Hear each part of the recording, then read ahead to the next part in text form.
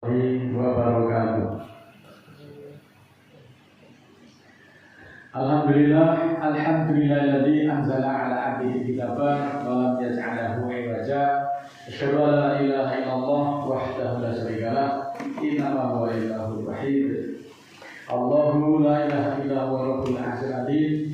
Allahu la ilaha illa huwal hayyul qayyum. Allahu la ilaha illa huwar rahmanur rahim. Rabbi shrah li sadri wa yassir li amri wahlul 'uqdatam min lisani yafqahu qawli waj'alni waziran min ahli.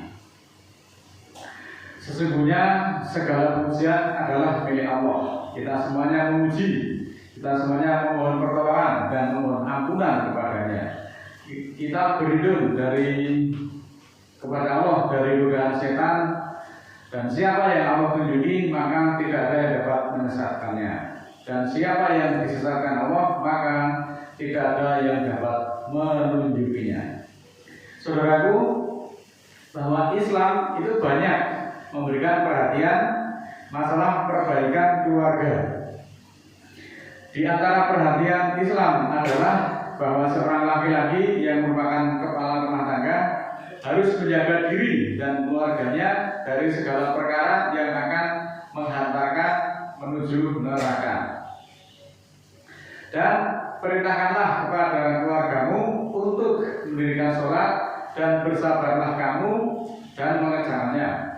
Dan kami tidak meminta rezeki kepadamu, tetapi kamilah yang memberi rezeki kepadamu. Dan akibat yang baik itulah adalah bagi orang-orang yang bertakwa. Surat ke-20 ayat 132. Saudaraku, mari kita kupas petunjuk-petunjuk Allah yang ada di dalam Al-Quran. Yang pertama adalah surat ke-28 ayat 56. A'udzubillahi minasyaitonir rajim. Bismillahirrahmanirrahim. Selengkapnya sebagai berikut. Innaka latahdi man ahbabta walakinallaha yahdi man yasha wa huwa a'lamu bil muhtadin. Yang artinya sesungguhnya engkau tidak dapat memberi petunjuk orang-orang yang engkau sukai, tetapi Allah yang menunjuki siapa yang Dia kehendaki, dan Allah lebih mengetahui siapa yang mendapatkan petunjuk. Ayat ini menegaskan kepada kita semuanya bahwa pendakwah itu tugasnya adalah menyampaikan atau penyampai. Maka pendakwah itu disebut juga mubalik. Sedangkan penentuan hidayah adalah hak mutlak Allah sepenuhnya. Ayat tersebut juga dahulunya diterima oleh Nabi kita, Nabi Muhammad. Beliau pun tidak dapat memberikan petunjuk ataupun tidak dapat memberikan hidayah kepada orang yang disayangi sekalipun, melainkan Allah yang berhak memberikan petunjuk kepada siapa yang dikehendaki, dan Allah mengetahui siapa yang pantas menerima petunjuk tersebut. Mencermati ayat-ayat tersebut, sebetulnya hati saya itu sangat menangis. Bagaimana tidak? Kita tuh punya kewajiban kita itu tertera dalam surat ke-66 ayat 6. A'udzubillahi minasyaitonir rajim. Bismillahirrahmanirrahim. Ya ayyuhalladzina amanu qu anfusakum wa ahlikum naron wa qudunasu wal hijarah 'alaiha malaikatun ghiladun sidatun la ya'sunallaha ma amarahum wa yaf'aluna ma yu'marun. Wahai orang-orang beriman, yang disuruh adalah orang-orang beriman, selamatkanlah dirimu dan keluargamu dari api neraka yang bahan bakarnya adalah manusia dan batu-batu. Di atasnya malaikat yang tegas dan tidak menyangka Allah tentang apa yang Dia perintahkan kepada mereka, dan melakukan apa yang diperintahkan itu. Saudaraku yang dimuliakan Allah, ayat ini merupakan panggilan untuk orang-orang yang beriman, bahwa sebagai kepala keluarga itu mempunyai kewajiban untuk melindungi diri dan keluarganya dari siksa api neraka dengan ketaatan kepada Allah. Itulah salah satu tugas seorang bapak, seorang ayah sebagai kepala keluarga, untuk menjaga keluarganya dari api neraka. Maka berkali-kali di dalam berbagai kesempatan saya sampaikan, beruntunglah kalian semuanya itu yang mempunyai bapak atau yang mempunyai suami sebagai orang-orang yang beriman, seorang kepala keluarga harus dihormati, harus ditaati dan harus dipatuhi oleh istrinya maupun oleh anak-anaknya. Seorang istri yang tidak taat ataupun yang tidak menghormati suaminya berarti dia belum mendapat petunjuk. Demikian pula seorang anak yang tidak menghargai orang tua yang tidak menghargai bapaknya, tanda bahwa anak tersebut belum mendapatkan petunjuk. Surat ke-4, surat An-Nisa ayat 34 selengkapnya sebagai berikut.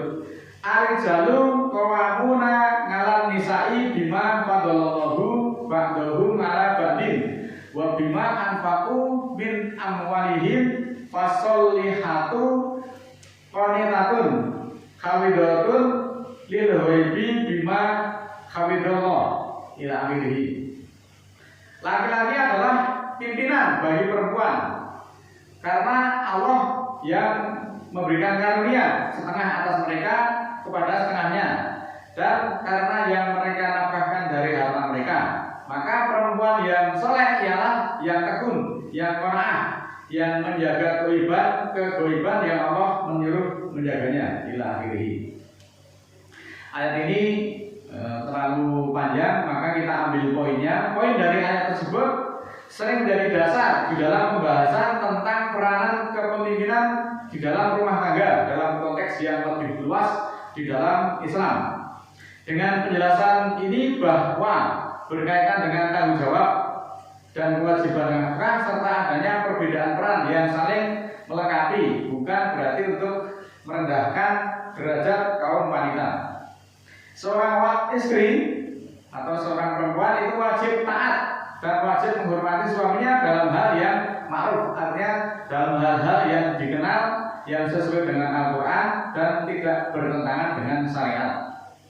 Ketidakharmonisan tanpa alasan dianggap sebagai pelanggaran ajaran agama yang sering biasa disebut nusyuz. Namun hak dan kewajiban itu bersifat timbal balik. Suami juga harus memperlakukan istrinya itu dengan baik. Demikian pula seorang anak, penghormatan, ketaatan dan perlakuan baik terhadap orang tuanya, terutama ibu dan bapaknya adalah kewajiban mutlak bagi seorang anak. Durhaka kepada orang tua adalah dosa yang besar. Sekali lagi, tugas kita sebagai orang tua yaitu mendidik anak untuk sholat, untuk berakhlak baik dan menanamkan fondasi ketauhidan, karena keluarga adalah menjadi tanggung jawab dari orang tua. Tentu kita itu tidak menginginkan salah satu anggota keluarga itu menjadi bahan bakar dari api neraka. Bahwa neraka itu memiliki bahan bakar dari manusia dan batu-batu, serta penjaganya adalah malaikat yang kasar dan tidak pernah membangkang perintah Allah. Kita perhatikan surat ke-7 ayat 179. Walaqad darana li jahannama katsira minal jinni wal insi lahum qulubun la yafqahuna biha wa lahum a'yunun la yasma'una biha wa lahum adhanun la yasma'una biha ulaika kal an'ami bal adallu ulaika humul ghafilun. Dan akan kami penuhi jahanam itu kebanyakan dari jin dan manusia. Bagi mereka ada kolbu yang dengan kolbunya itu tidak memahami, dan bagi mereka ada mata tetapi tidak melihat dengan mata itu untuk melihat kebenaran, dan bagi mereka ada telinga tetapi tidak untuk mendengarkan dengan telinga itu tentang petunjuk Allah.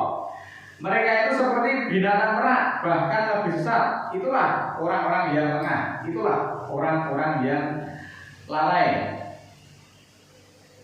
Petunjuk Allah merupakan salah satu kenikmatan terbesar yang tidak ternilai harganya. Hidayah ini akan membawa manusia dari kegelapan menuju cahaya, membimbing mereka kepada jalan yang benar dan memberikan ketenangan hati serta tujuan hidup yang hakiki di akhirat nanti. Manusia yang tanpa hidayah itu laksana binatang ternak. Apa itu binatang ternak? Binatang ternak itu seperti kambing, kerbau, kuda, ayam. Yang mereka kerjakan itu hanya makan, tidur, kawin, dan kemudian mati. Tidak lebih dari itu. Alangkah hinanya manusia yang lalai dari petunjuk Allah karena diibaratkan sebagai binatang ternak. Selanjutnya surat ke-64 ayat 14. Ya ayyuhalladzina amanu inna min azwajikum wa auladikum aduwwal lakum fahdharuhum wa in ta'fu wa tasfahu wa taghfiru fa innallaha ghafurur rahim. Wahai orang beriman, sesungguhnya dari istrimu dan anak-anakmu ada yang menjadi musuh bagimu. Maka berhati-hatilah kepada mereka. Jika kamu biarkan berlalu dan kamu hindarkan dan kamu ampuni, maka Allah Maha Pengampun lagi Maha Penyayang.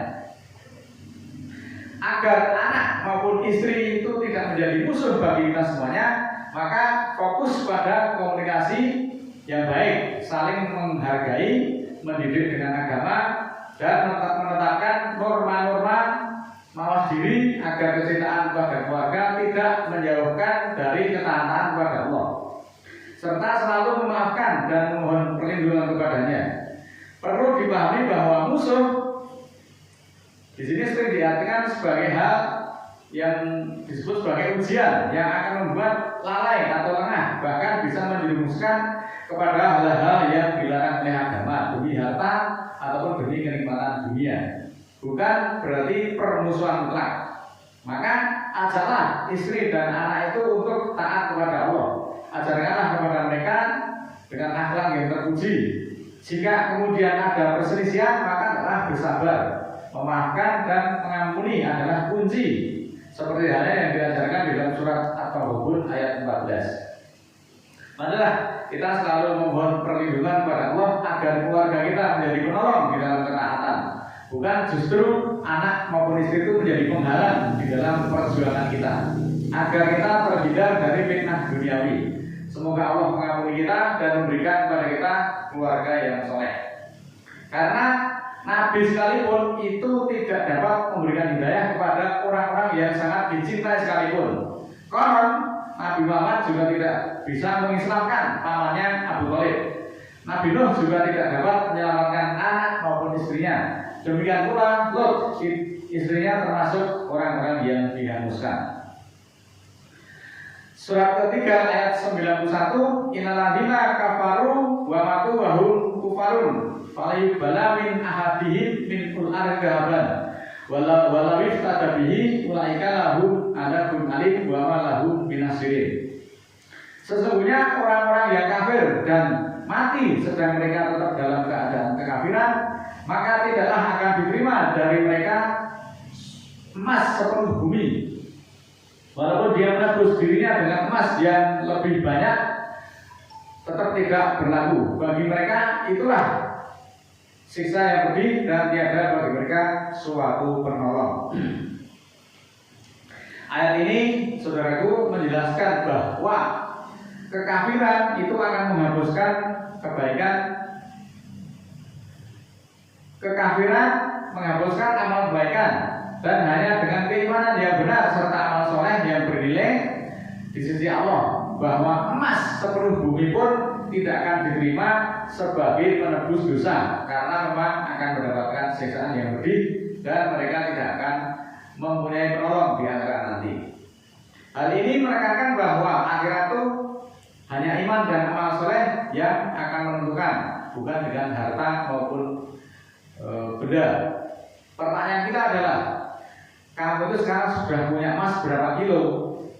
Kok kepingin surga? Padahal kamu tidak ngaji, padahal kamu tidak berbakti kepada Allah.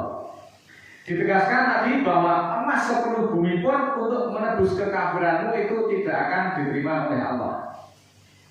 Maka kita tidak ada pilihan lain kecuali tunduk patuh dan taat pada perintah-perintah dan petunjuk Allah, dan kita ikuti semua hidayah-hidayah itu, kita syukuri. Manusia itu diberi akal dan pikiran untuk taat ataupun untuk ingkar ataupun untuk kafir. Kesadaran sendirilah yang akan menuntun pada pilihan itu untuk taat secara sukarela. Kita pun tidak memaksa. Ayat tersebut menyiratkan bahwa pada hari akhir hanya kesucian jiwa melalui iman dan amal soleh yang akan menyelamatkan kita, bukan dengan harta benda ataupun kekuatan duniawi. Surga itu hanya ditebus dengan iman, bukan dengan harta benda. Andai kalian mempunyai emas sepenuh bumi untuk menebus kekafiranmu, di akhirat nanti tidak akan bisa diterima. Tidak ada jalan lain kecuali kita itu beribadah sesuai yang digariskan oleh Allah. Mudah-mudahan Allah ridho atas perjuangan kita. Marilah kita mudah-mudahan kepada Allah. A'udzubillahi minasyaitonir rajim. Bismillahirrahmanirrahim. Allahumma ighfirli walil mu'minina wal mu'minat al-ahya'i minhum al-amwat innaka sami'un qaribun mujibud da'wat innaka 'ala kulli syai'in qadir. Rabbana la tu'akhidna in nasina aw akhtana. Rabbana wa la tahmil 'alaina isran kama hamaltahu 'alal ladzina min qablina. Rabbana wa la tuhammilna ma la taqul 'alan nabi wa'fu 'anna wa ghfir lana warhamna anta maulana fansurna 'alal qaumil kafirin. Rabbana ighfir lana dzunubana wa kaffir 'anna sayyi'atina wa tawaffana ma'al abrar. Rabbana la tuzigh qulubana ba'da idh hadaitana wa hab lana min ladunka rahmah innaka antal wahhab. Rabbana ighfir lana wa li ikhwanina alladziina sabaquna bil iman wa la taj'al fi qulubina ghillan lil ladzina amanu rabbana innaka ghafurur rahim. Rabbi auzinni an askura ni'mataka allati an'amta 'alayya wa 'ala walidayya wa an amala sholihan tardahu wa aslih li fi dzurriyyati inni tubtu ilaika wa inni minal muslimin. Subhana rabbika rabbil izzati amma yasifun wa salamun alal mursalin walhamdulillahi rabbil alamin. Wassalamualaikum warahmatullahi wabarakatuh.